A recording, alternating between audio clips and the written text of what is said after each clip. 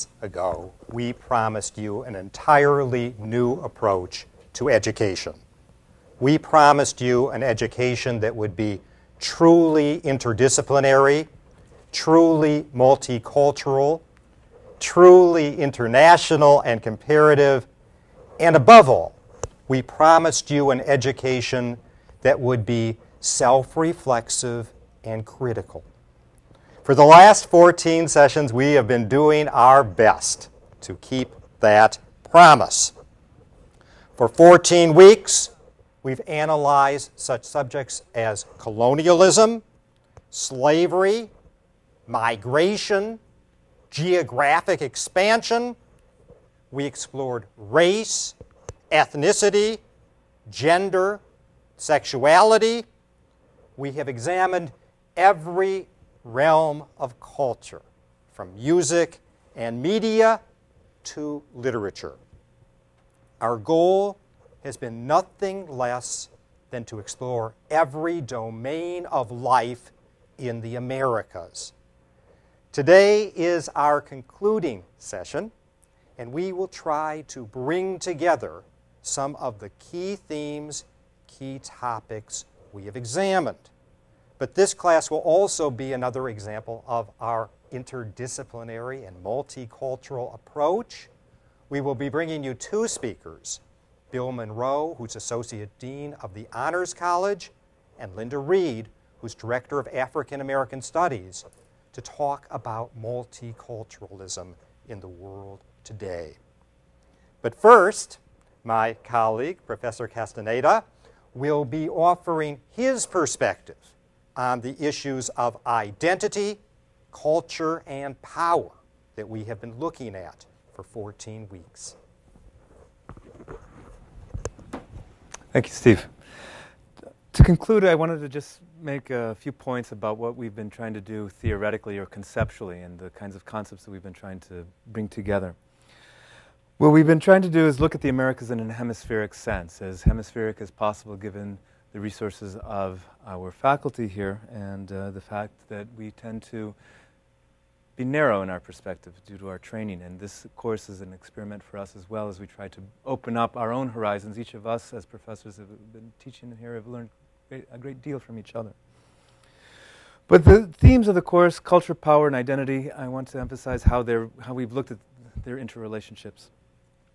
What we've sought to do is look at how definitions of identity, both ascribed, that is to say, given to others, and auto definitions, definitions determined by the self, are forged in complex relationships of power and culture. What do we mean by that? Power relationships, structures of power, structures of authority, state apparatus, structures of power in terms of class relationships, class structures, economic forces, power of the economic market or gift economies.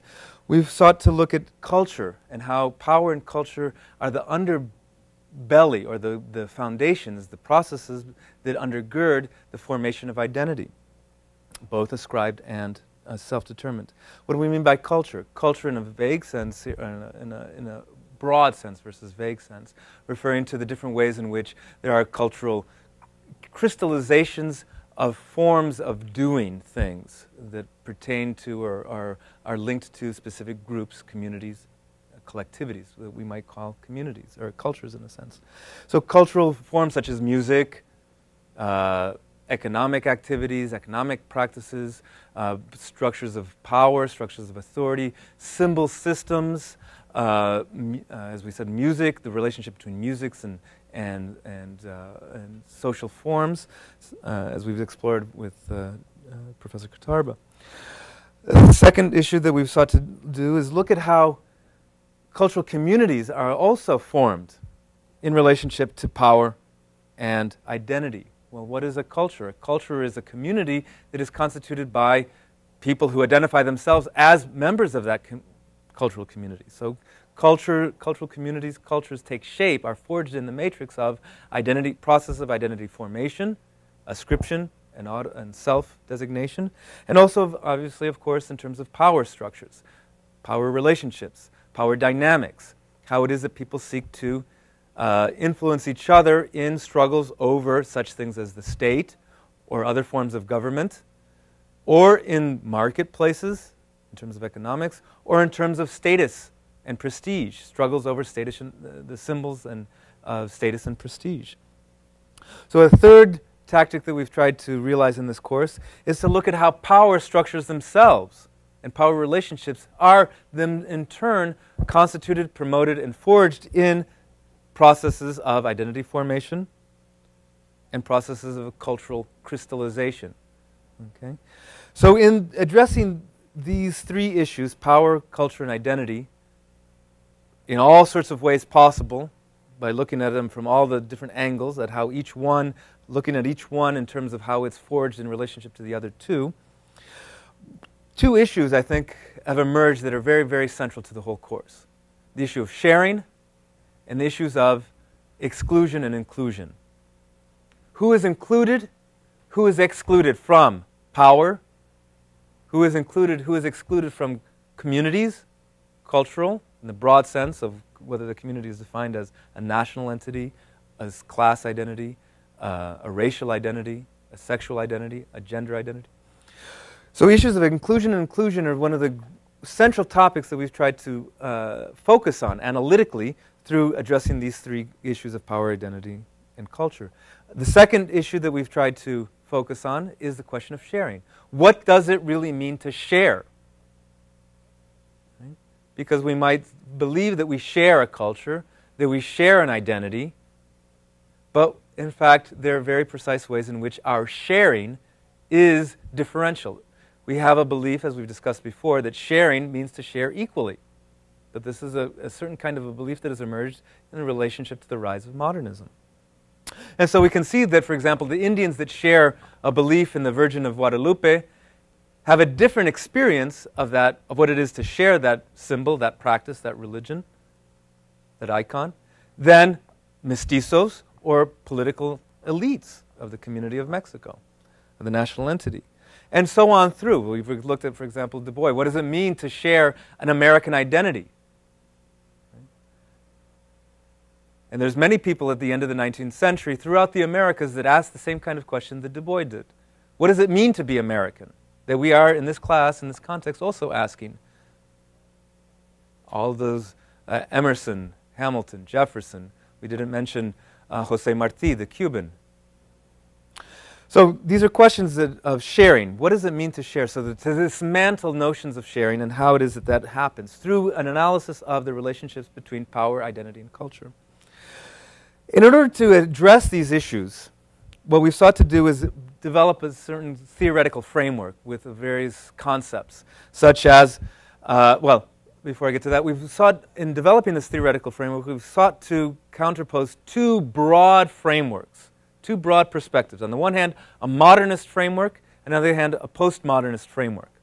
So in the hand of the modernist framework, we've explored various concepts: acculturation, assimilation, syncretism, that rely upon notions of holism, cultural, racial, sexual holism, notions of authenticity, that one's identity, one's belonging, one's culture is authentic and pure, one's race is authentic and pure.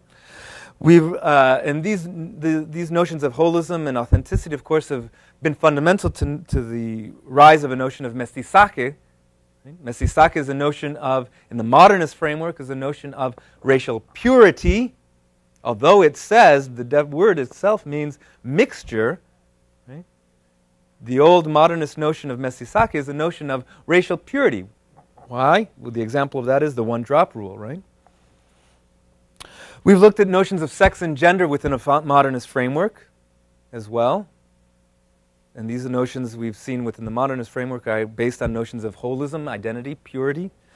And we've looked at cultural communities. The notion of cultural communities as, in one sense, referring to specifically communities that are based on shared culture, but also cultural communities in this broader sense that communities could be based on class identification, class cultures, racial identifications, national identities, national cultures. So one thing that we see in the modernist framework and exploring these concepts is that there's the notion of singularity, right? or another way to gloss these notions of holism and purity and authenticity is the notion that singularity. One is one thing, and only one thing. One is a black, an African American, and this is why Du Bois wrote what he did, right? But we're also a double. We have a double consciousness. We have a double identity. We were also an American. But so still, the power of his work is precisely his addressing and attacking the notion of singularity, that there's a singleness to it. And this is all within the concept, within the modernist framework. So on the other hand, what we've explored are notions of, postmodernist notions of hybridity and postmodernist notions of mestizaje that seek to explode those notions of holism, authenticity, purity, singularity, by understanding processes of transculturation, in contrast to processes of acculturation, assimilation, and syncretism. This has led us to understand that people are plural, internally and collectively. As a racial member, as a member of a racial group, as a member of a national community, as a member of a class, one or of a sex or of a gender, we have plural identities. There's a plurality. And I think this will become clear as we discuss multiculturalism at the end of the 20th century with our guest speakers. The other thing that we focus on the postmodernist side of the framework is to understand that identities and communities are imagined. And they're imagined in very specific kinds of ways, through very specific kinds of practices, social, cultural practices that create differences, that create borders, that focus on specific kinds of differences versus other kinds of differences, highlight them, accentuate them, and if you will, reify them. What do we mean by reify them? Make them thing-like, absolute, impermeable, and unchangeable, immutable, outside of time, outside of history. So we've been focusing on the way identities, power relationships, communities are imagined through various kinds of practices that our guest lectures have explored. Economic practices, cultural practices associated with music, with literature, with the market, with economy, with transnational businesses in the Americas, and so on. So what we've done in the broad panorama of this course is look at the series of transformations, starting with the 16th century. We've sought to make a picture of, sought to give a general, provide the students with a general understanding of what the Americas looked like or was like before the 16th century, and how Africa and Europe was also situated in ethnographic terms to render an ethnographic depiction of these three, of the societies and cultures and histories of these three continents before the 16th century. Then we sought to understand the transformations that began to occur in the 16th century. These transformations are deeply associated with the rise of modernity, modernism. And thus, it's precisely in the transformations that we've sought to explain in the first half of the course that lead us or led us to the concepts that we've understood within the modernist framework. So now, at the end of the 20th century, what we're undergoing on a global scale, as were the transformations of the 16th century, they were global in scope and scale, we're undergoing another set of transformations that have been labeled postmodernist by various kinds of people. Postmodernist theorists call it postmodernist. Postcolonial folks call it postcolonial transformation. The two are interrelated. And so what we see is that at the end of the 20th century, a need to shift our concepts, our conceptual understandings of the world, in order to understand the kinds of transformations that are going on at the present. And in order to fully understand those transformations that are going on at the present, at the end of the 20th century, that are associated with multiculturalism, transculturation, hybridity, new forms of hybridity, new forms of imagining community and solidarities, new ways of conducting politics, community organizing, we need to change our concepts, and we need to root them into the history of our concepts. And we need to address this divide between postmodernist frameworks and modernist frameworks. And so I think with that, I will close off, and that will lead us directly into the discussions of multiculturalism and how and I ask you to think, how is it that multiculturalism at the end of the 20th century has emerged, and how it relates to the histories of social belongings, identities, and power relationships that we've been discussing. And I also ask you to think of the following. In the 16th century, nobody understood that they lived or had, lived in or had a culture. People belonged to tribes, nations, ethnic groups, racial groups, classes, kinship groups, lineages, polities, but they never lived in a culture and never believed that they had a culture or that their neighbors had a culture, which was better or good, regardless of that ascription. They simply didn't live their lives in the 16th century through the concept of culture. And what we see at the end of the 20th century is that we now, in fact, find it unavoidable to live our lives and experience our lives through the concept of culture.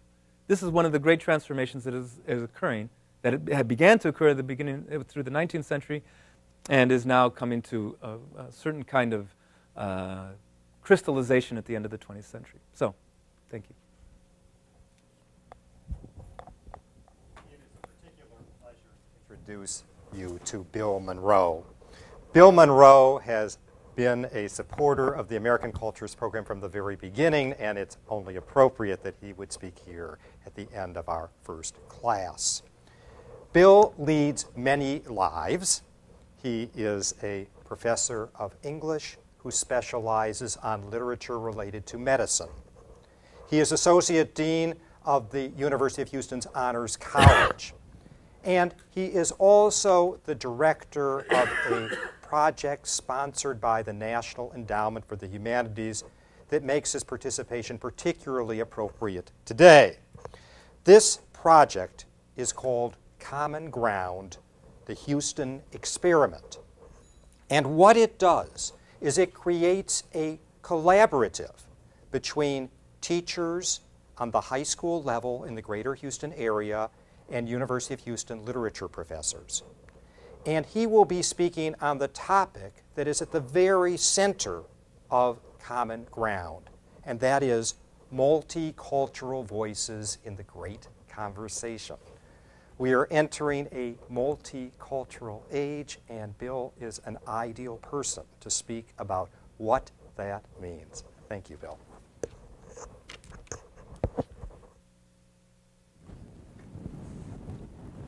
Thank you, Steve. When I was planning this lecture, I met a senior colleague for lunch, and she asked me if I would be doing any presentations this spring. And I mentioned this one and gave the title, Multicultural Voices in the Great Conversation. Well, immediately her face expressed surprise and concern, if not alarm. Why the great conversation, my colleague wanted to know. Why not just emphasize multicultural and minority voices and leave out the mention of the great conversation? Now, the term the great conversation is one that needs to be unpacked, or as we say nowadays, deconstructed, so that we see what it means, what it does, to whom, and for whom. For starters, it's associated with Anglo-American cultural traditions, WASPs, and a canon of readings in which dead white males are prominent. Now, white males are almost by virtue of their ethnicity and their gender politically incorrect. They're politically incorrect creatures, and they have been for some time. One of my honor students a few years ago put together a wonderful little periodical, a sort of underground, unsponsored, anything goes publication, what we today would call an alternative zine. And it was called The New Idler. Well, The New Idler included a regular item, which he called, not without some irony, Advice to the Youth of Today. Before each issue, a professor was hounded until he or she provided an aphorism for the New Idler's readers. Well, when my term came, I asked for a night to think of something, and when the editor, Chris Sarkar, came in the next morning, I gave him a slip of paper with these words: avoid the cultivation of hatred, even for the white man. Well, after reading my would-be advice to the youth of today, Chris sat down heavily across from me. Was there a problem, I wanted to know. I don't know about this, Dr. Monroe. It's pretty controversial. Well, after a beneficial half hour of conversation about my little missive, I was persuaded to offer a less provocative alternative. My new advice, which I still kind of like, was shake hands and touch other people as much as possible and avoid the cultivation of hatred. Chris was relieved, and I was pleased to be smuggling in a warning that I thought important. But as you probably realize, this episode occurred several years ago. If a new idler comes out, my advice to the youth of today would have, a new idler comes out, my advice to the youth of today would have to be something like, avoid unwelcome touching and the cultivation of hatred. So rightly or wrongly, the culture wars often get configured as multicultural interests on the one hand versus conservative academic traditions, usually embodied in what we call high or canonical culture, read mostly white males, dead and alive. I think this is a simplistic and not a very useful caricature, and I hope to convince you of the benefits of both multicultural voices and the great conversation, rather than attack one in the interests of the other. Well, let's start with multicultural voices, since that has been a significant part of this course. What do we mean by multicultural voices, and what do they offer us? Let me begin with our contemporary situation as background and context for the study of multicultural texts. Now, I personally think of our situation, sometimes called a postmodern moment, as a time of alienation. To say that we live in a time of alienation is to observe that we are separated from one another by many of the institutions that we have created to provide us the necessities and material comforts that we largely take for granted in a 20th century industrialized capitalistic democracy. We often experience these institutions as oppressive and deracinating. Does anybody know what deracinating means? Anyone? It's related to the word radical, which means to be rooted. And to be deracinated is to be uprooted, to be displaced from one's native or accustomed environment. Well, we often experience these institutions as oppressive and deracinating because they do not seem adequately, this is my opinion, they do not seem adequately to accommodate our individual qualities and the particularities that are so important to our conception of ourselves. In other words, modern societies work like an acid on the glue that holds us together and gives us a sense of cohesion and continuity. The institutions I have in mind are the market economy and the general reduction of everything to money and to numbers in the interest of what is called economic efficiency. I also have in mind democracy itself, with its polling and head counting as a means of determining what is worthwhile and just. The stratification of work so that money, again, becomes the primary means of relationship between those who labor side by side in the same society. And the dominance of various bureaucracies in our daily lives. Here at the University of Houston, metaphorized as E. Cohen. Somehow, the very institutions that are meant to make life easier, happier, and more fulfilled have served to pull us away from each other and at the same time universalize and homogenize us in what we are now told is a global capital market where not only money and material goods are exchanged, but also beliefs, values, and desires. Everything, it seems, is for sale, and everyone has a price. For many, this is not a satisfying situation. In the absence of particular characteristics and allegiances, of patterns of meaning that we can call our own, many of us begin to feel disoriented, confused, and impoverished. Historically, education, whether formal or informal, has served to alleviate society's potential confusion and disconnection. Today, however, when we hear the need for education discussed, we are invariably told about the financial and material advantages that accrue to those who, quote, stay in school or get a college education.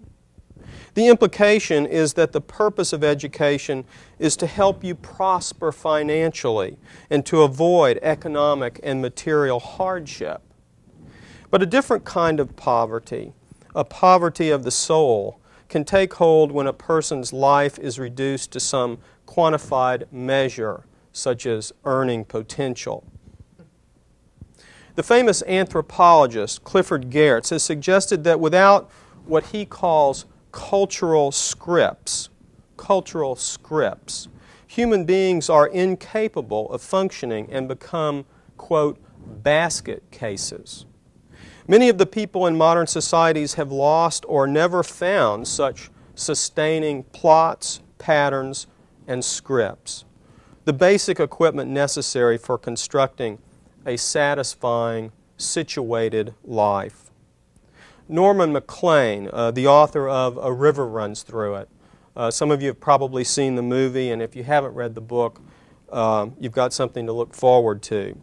Norman Maclean says that, and this is a quote, "The nearest anyone can come to finding himself at any given age is to find a story that somehow tells him about himself." And while the rest of us just don't get it, while we talk about the acquisition of skills and drills and the improvement on standardized tests, others have stepped in to fill this vacuum of stories. In addition to television and movie producers, always, remember, always motivated first and last by the bottom line, gangs and gang leaders have figured out the importance of stories.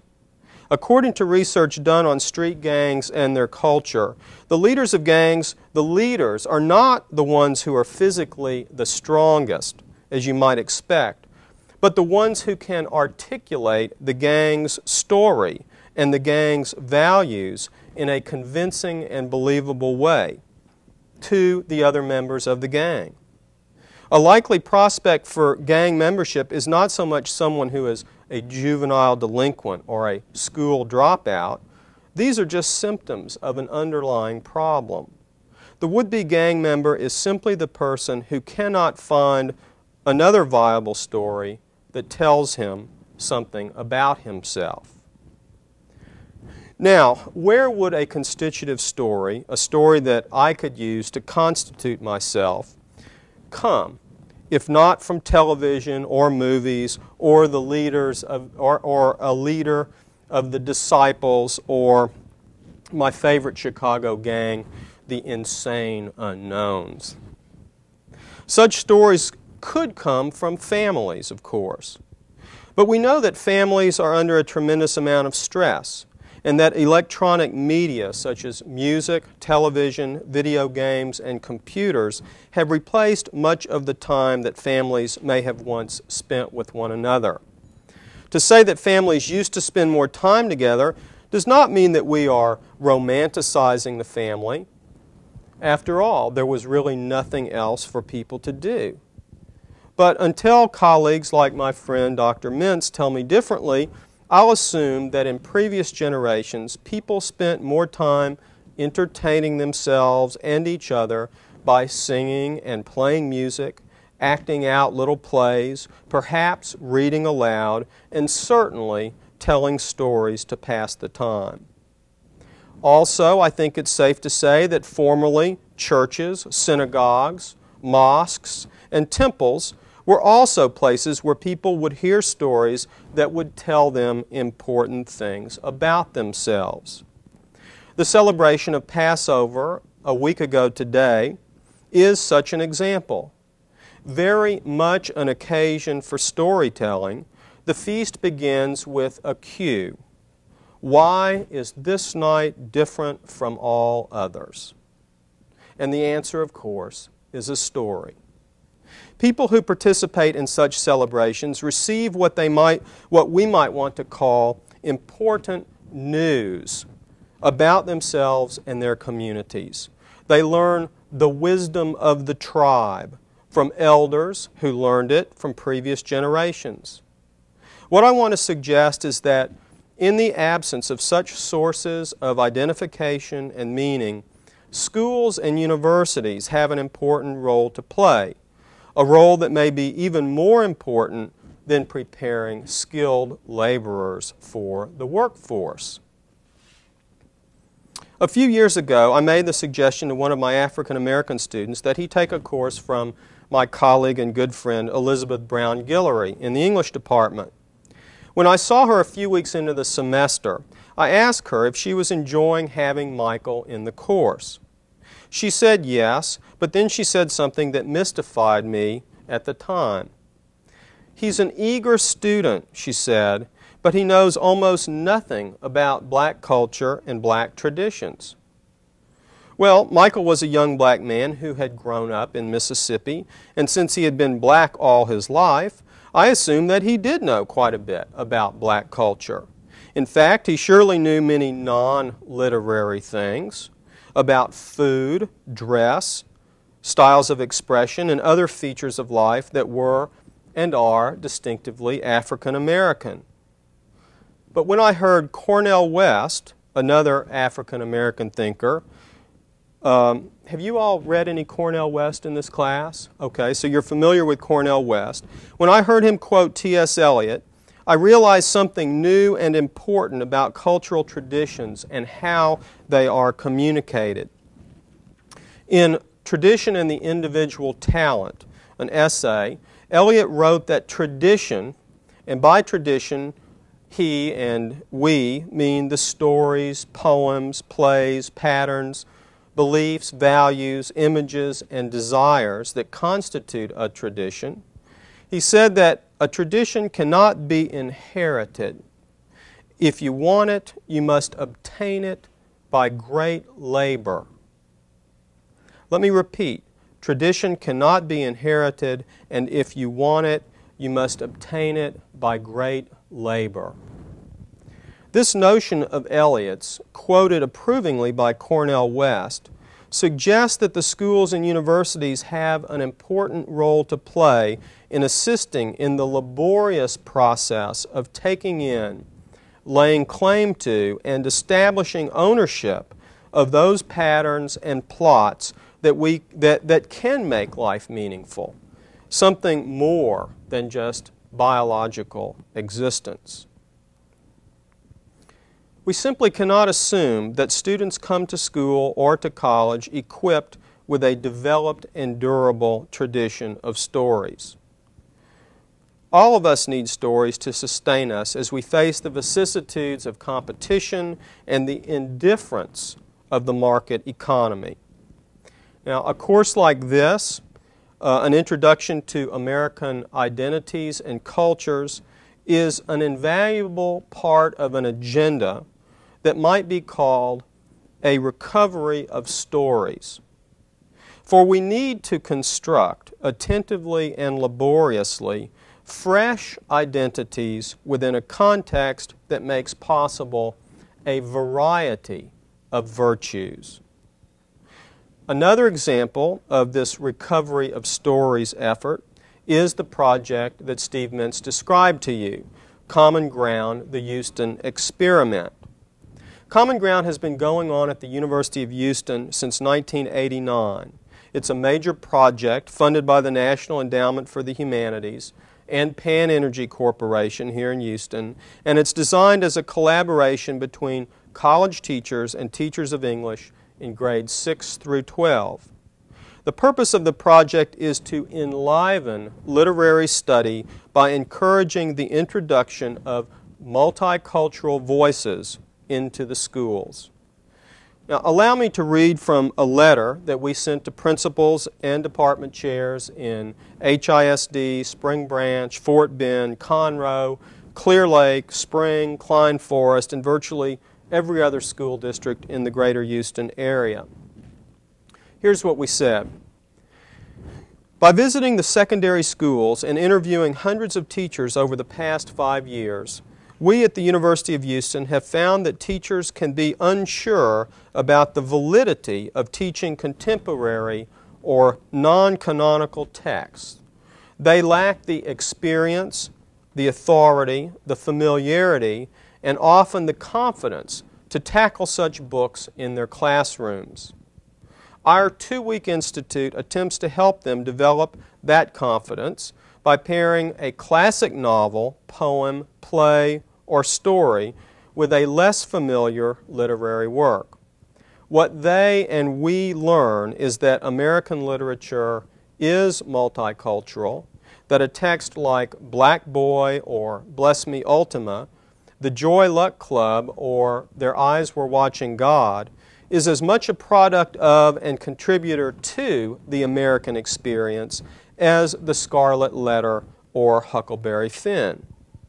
The experience of pairing, which is inherently cooperative, demonstrates that a multicultural society does not necessarily lead to chaos or a cacophony of competing voices.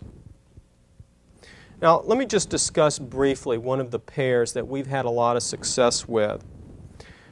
We read in conjunction, some of the seminars read Huckleberry Finn in conjunction with a novel by Rudolfo Anaya called Bless Me Ultima.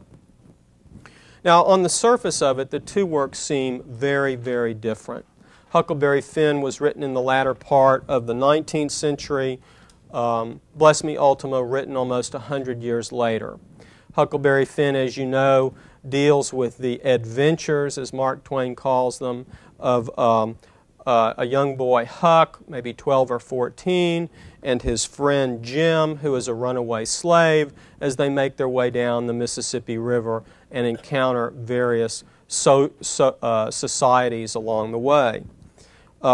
Bless Me Ultima is about a still younger boy who has an older relative come live with his family in New Mexico, a New Mexico set in the 1950s. And this older relative is named Ultima. And Ultima is suspected of being a witch or a bruja. Also, she may be a kundera, a healer. And it's uncertain which she is or whether she is a little bit of both. In any case, the two books in setting and in characterization are quite different. But we discovered when we looked at the two books together that there were some patterns that were very similar. That the mentor, for instance, the mentor in the case of Ultima and Jim in Huckleberry Finn was a dubious, questionable character, a person who had no clear status in the power structure, in the social structure as it existed, and yet served somehow as a teacher, as an introducer of a young person into the mysteries of identity and the complexities of identity. We found that these two books allowed us to talk about Hispanic culture and Indian culture as it's manifested in New Mexico in conjunction with white and African American culture as it's manifested in Missouri in the late 19th century. This was a discovery for us, and without erasing or ignoring the differences between the two books, we were able to see similarities. This is what the schema of pairing allows us to do, and it's the very simple but very elegant basis for the Common Ground seminars. Now, I brought some books. some of the common ground books that we're going to be using this summer, because I thought you all might like to see them.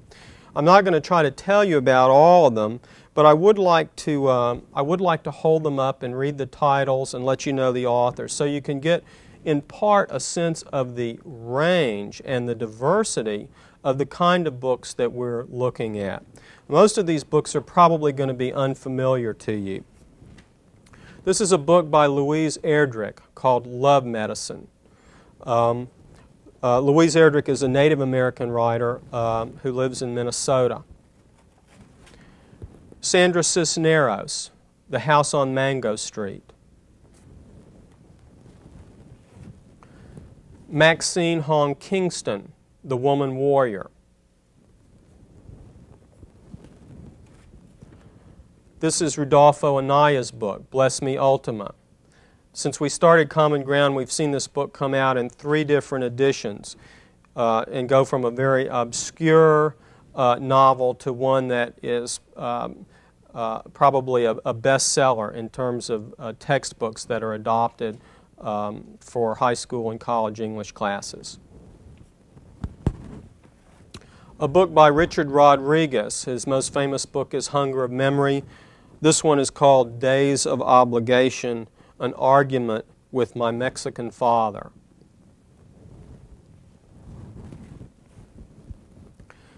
N. Scott Momaday, another Native American writer, Housemaid of Dawn. This is a book by Gish Jin called Typical American, about Chinese American experiences. A now rather famous book by Chinua Achebe called Things Fall Apart, an African writer. This is a book by Anzia Yazirska called Bread Givers, and the subtitle is A Struggle Between a Father of the Old World and a Daughter of the New. Many of the books that we look at treat the immigrant experience and the conflict between traditional family, parents who were born in another country and children that were born in the United States. Nicolas Amer in Nueva York.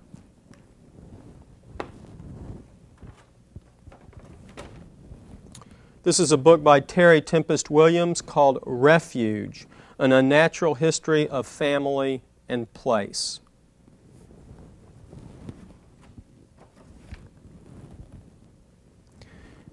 Abraham Kahan, Yekel and the Imported Bridegroom, and Other Stories of Yiddish New York.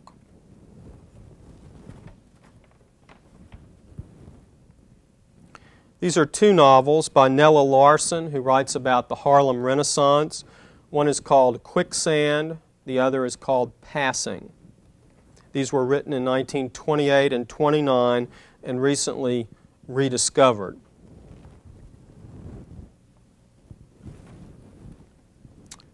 Kongi's Harvest by Vole Sonyinka.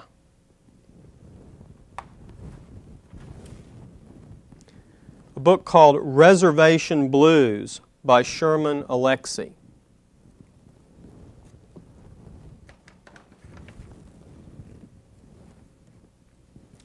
Shiva Nepal, a book called A Hot Country. Here's a book by Edwidge Danticat, Breath, Eyes, Memory. Gus Lee, China Boy.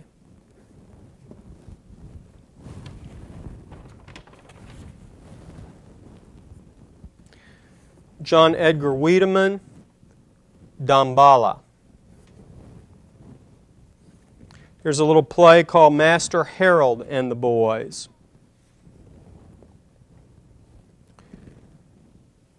A book of poems by Yusuf Komanyaka called Neon Vernacular.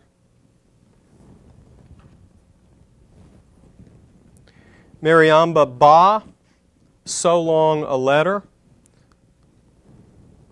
and then an anthology of multicultural American writing called Braided Lives.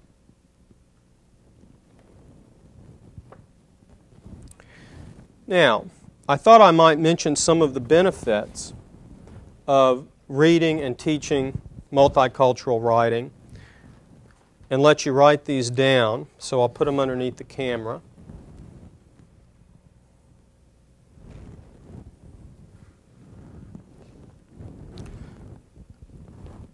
Some of these I've already mentioned. Some of them I need to elaborate slightly. Multicultural voices, multicultural books can be a source of identification, and by that I mean direction and purpose. They can stand in for stories from other sources, for example, family and church. They can provide a context for choices and commitments. They can vitalize and deepen the lives of their readers. They can offer the particulars necessary for congregation and community. What do I mean by particulars?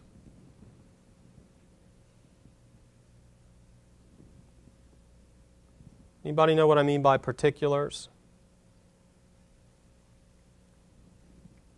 Say the specifics or the maybe requirements for membership or affiliation, whatever. Right, all those little details that are really critical in terms of a sense of belonging or identity or membership in a group. They can also make available affiliations and enhanced filiations that are liberating and empowering. A couple of other words there, affiliations and filiations. Any idea what I mean by that?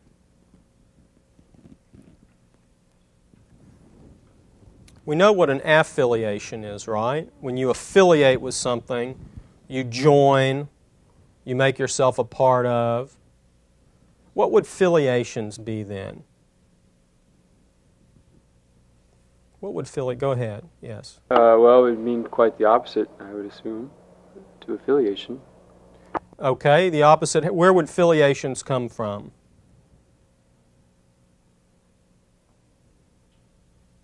Hey, moving towards more individualistic or something, or no, filiations are those things that we inherit. Those are the things that we get from our parents. Those are the things that, in a sense, we are born into.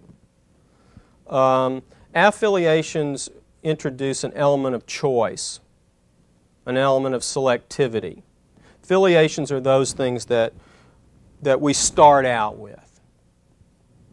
And so we start out with certain membership in certain groups.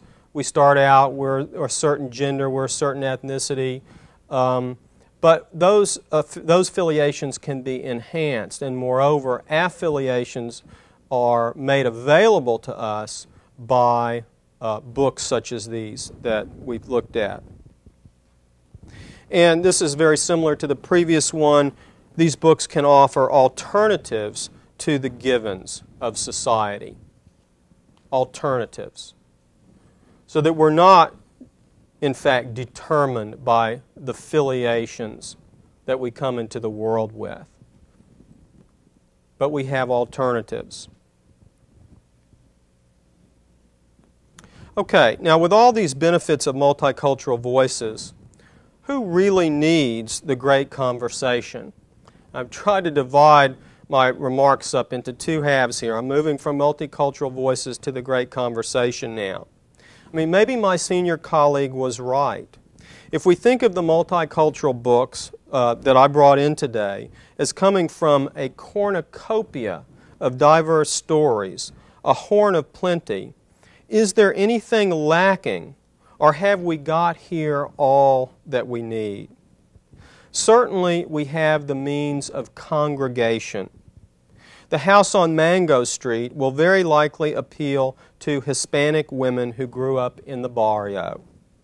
And waiting to exhale, a more popular book and now, of course, a feature film, did in fact galvanize middle and upper middle class African American women. Bringing people together under the auspices of a story, that is what we mean by congregation. But there can be no congregation, according to Kenneth Burke, without segregation. The very means of congregation is segregation, the mechanism for creating members and insiders simultaneously creates non-members and outsiders. Consequently, we need some means of adjudicating the competing interests and the competing stories of different groups. This is where the great conversation comes in. We might want to think of it as a holding environment for multicultural stories, the horn which contains and pours forth its plentiful contents. And these sacks, which I got from Brazos bookstore in a way, might serve as a metaphor for this great conversation, sort of pouring forth these books out on the table. Now, I didn't know what where the word cornucopia came from, but I looked it up, and it comes from a Greek myth about a goat that suckled Zeus. And his horn was broken off, and the horn immediately filled with fruits. And folklore, with all sorts of fruits and food and things like that. In folklore, transformed this notion of the horn of plenty into something that would contain anything that you wanted, anything that the possessor might want to be in there, whatever treasures we might desire.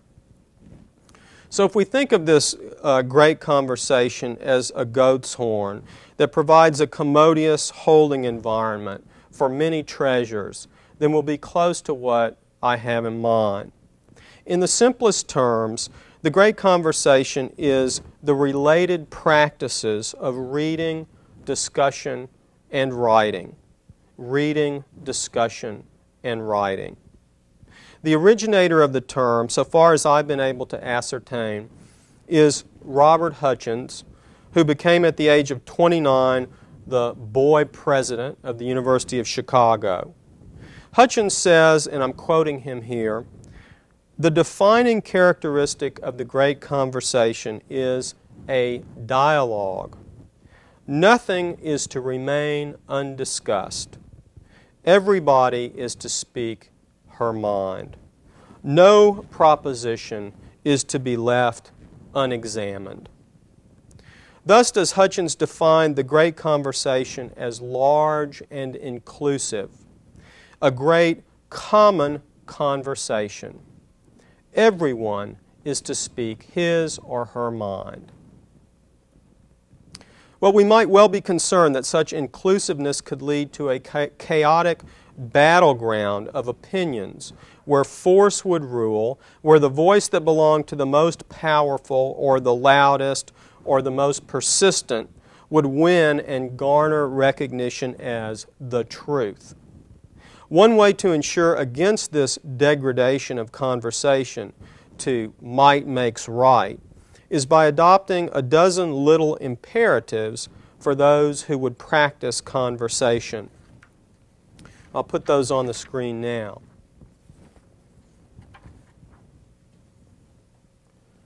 Now, I've adapted these from a couple of philosophers named David Tracy and Bernard Lonergan, and just put them in the form of 12 imperatives and spread them out there. Let's just read through them. Respect the sincerity of the other, your partner in conversation. Acknowledge that all conversation partners are, in principle, equals. Weigh with care all relevant evidence. Examine your own justifications, warrants, and proofs as critically as your partner's. Abide by common rules and traditions of logic, coherence, and accuracy.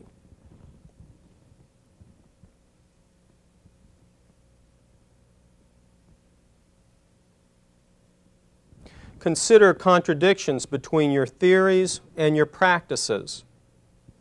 Say what you mean and mean what you say.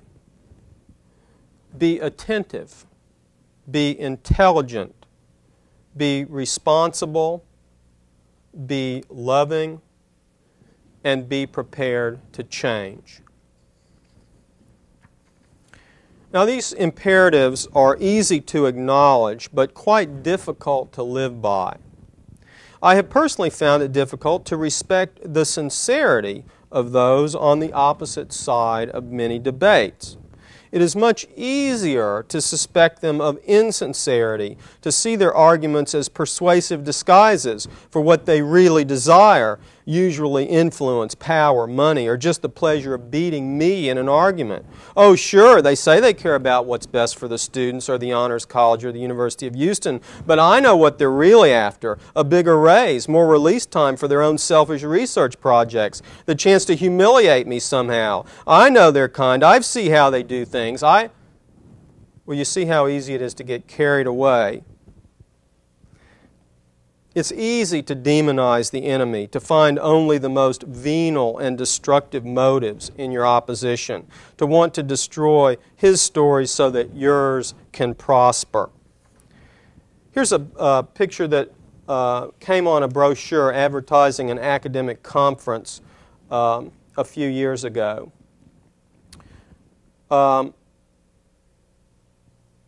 Maybe you can make that out. It looks like the interior of a Gothic cathedral, perhaps. And you can see at the far end. Can you tell what that is at the far end? Those are bookshelves with books on there. And then when you open up, there are the books all stacked up there, nice and neat. Then when you open up the brochure, we see that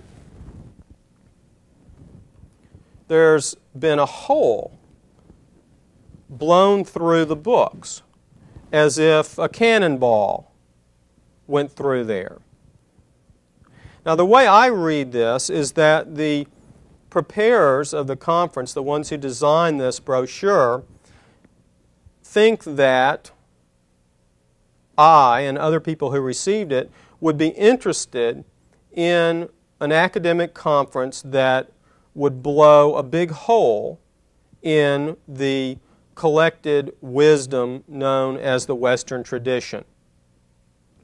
And too often, I think, this is the kind of approach that I talked about at the beginning, this we-they competition between the books, again, dominated by dead white males, and multicultural voices that don't yet find themselves up on the bookshelf. But I think that this is a very destructive approach to the situation. The virtue of these 12 imperatives that we looked at, what we might call dialogic or bilateral or intersubjective conversations, and we can use a number of terms to suggest the equality and reciprocity and mutuality that's critical to the practice of this kind of conversation. The value of these imperatives is that they help us avoid the kind of destructive suspicion that people like me, if I'm not careful, fall into. For as wonderful and empowering as stories are, they are finally not sufficient unto themselves. It is not wise and probably dangerous to talk only to those who are culturally or even biologically like us, to speak only to the already converted, our own kind of people, women to women, wasps to wasps, Jews to Jews, blacks to blacks, Asians to Asians, and importantly, professors to professors. We in the university have our own insularity to contend with. Such insularity is dangerous because we unwittingly promote suspicion and hatred by carrying on multiple private conversations in the midst of each other especially if these are delineated along lines of race, gender, and class. We all need a great conversation, and moreover, the great conversation needs us, all of us.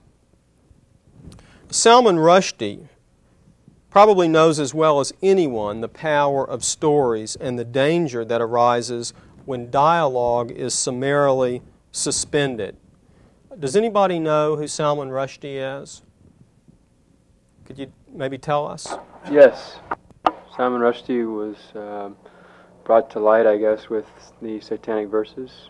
The Satanic Verses, and what happened when that book was published? I believe the Ayatollah Khomeini. In Iran put a death threat on him. A death threat, right. Yeah, I guess that's the best way to describe it. It was as if 1,000 hitmen were immediately hired to take Salman Rushdie out because of the violence that it was understood that this book did to certain religious beliefs and traditions. That's not a context of dialogue, of conversation. It's a different mode of interaction with your opposition. Now, Rushdie has described himself as, quote, a bastard child of history.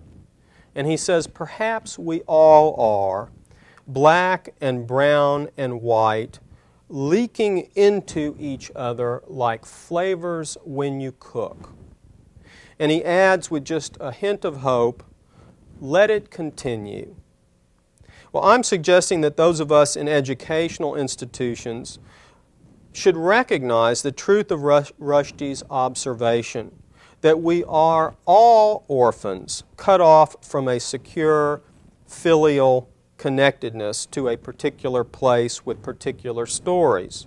We need stories, new stories, fresh stories, lots of them, to provide us with the options that will help us avoid violence and despair.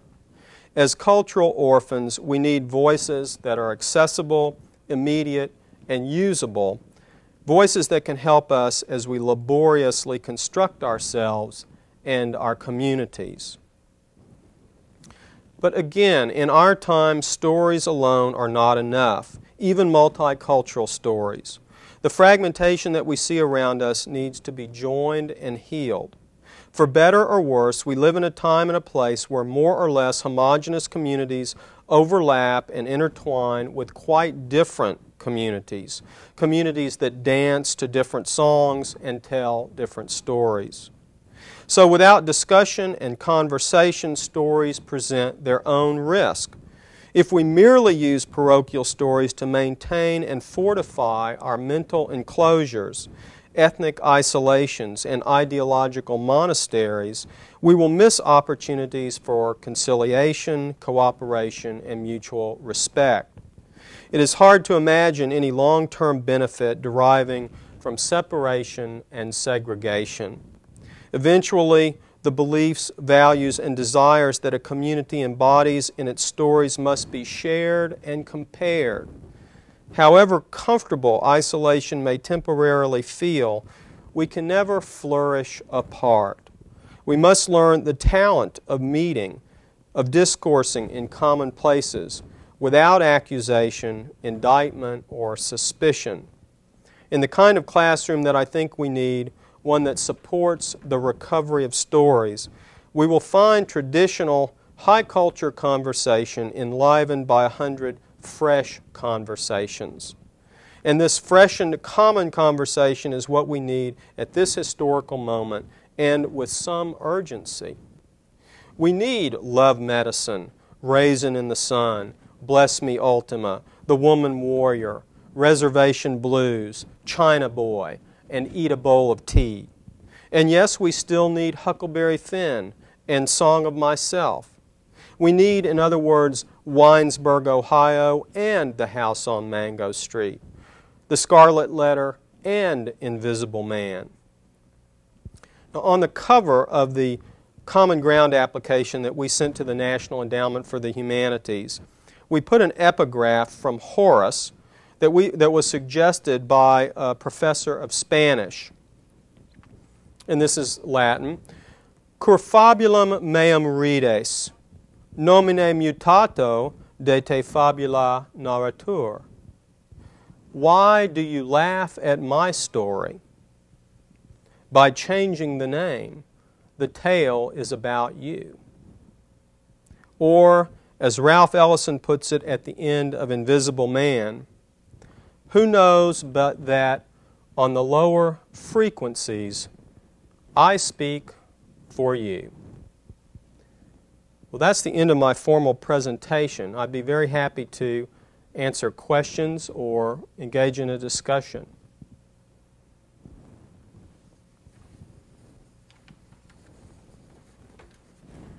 Why don't we sit down Okay. here and we can talk a bit.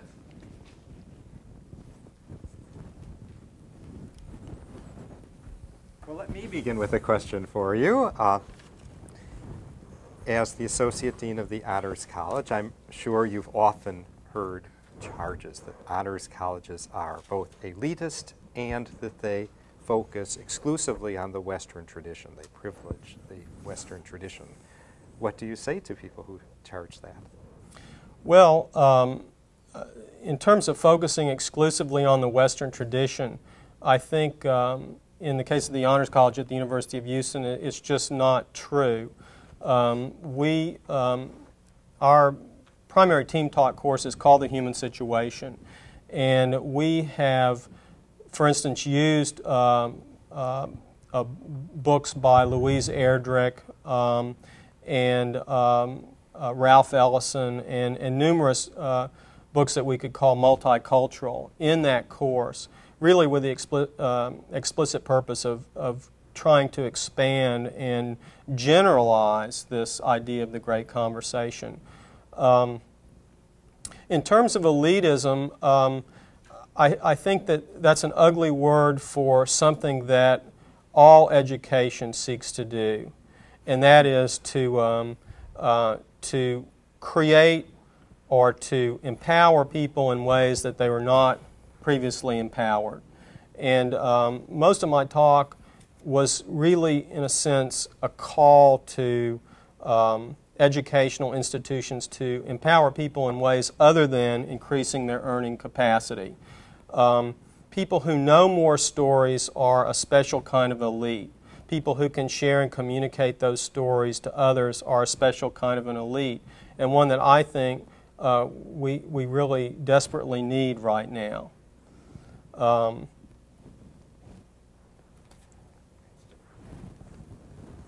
Well, I found the whole project of very exciting, and very much in particular the idea of comparing and contrasting some different kinds of novels from minority position to majority position.